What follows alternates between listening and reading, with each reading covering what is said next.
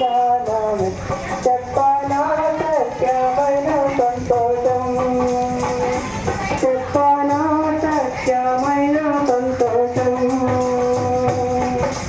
ఈ సంతోషము నీకు కావలనా ఈ సంతోషము నీకు కావలనా ఈ సంతోషము నీకు కావలనా నెడయేసును సకురము నెడయేసును సకురము సంతోషమే సమాధానము సంతోషమే సమాధానమే సంతోషమే సమాధానము చెప్పనా సత్యమైన సంతోషం మూలపుతో ఈ పాపడగును తొడుచుకో ఈ ఆత్మ తనువుల శుద్ధి పరచుకో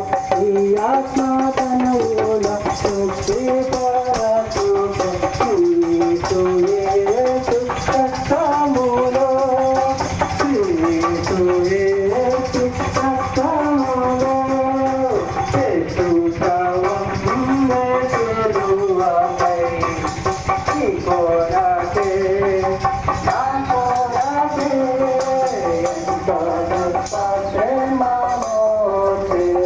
సత్యములో నాకు దూరమైపోయాడు కాబట్టి మీరు వెళ్ళండి, మీరు చెప్పండి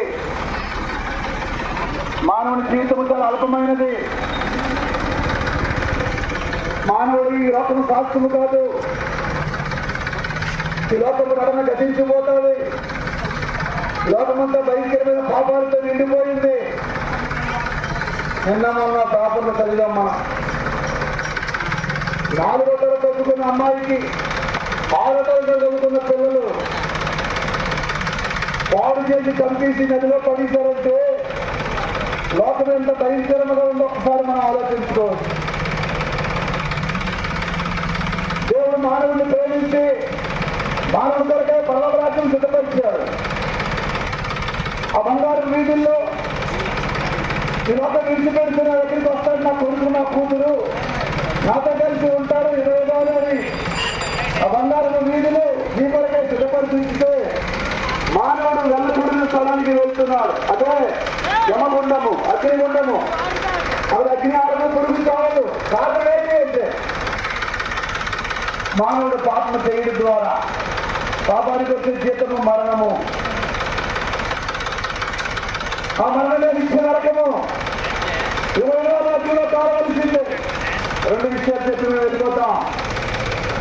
మన కోడి జిల్లా మీ ఇంటిగా మా ఇంటిగా బస్సులో పడుతుంది అనుకోండి, మానస్తో మా తీయడము వెంటనే దిగిపోతా, దాన్ని బయటికి తీస్తా, దాన్ని కొడుకుతాం, ఎండబెడతాం, అప్పుడు తల్లిదండ్రులు చేరుస్తాం. ఒక సామాన్యమైన చిన్న కోడి కలిగినంత బాధపడితే దేవుడు రోజులో పుట్టిన నీవు, దేవుడు ఆత్మ కలిగిన నీవు నశించిపోతే తండ్రికి ఇష్టమా?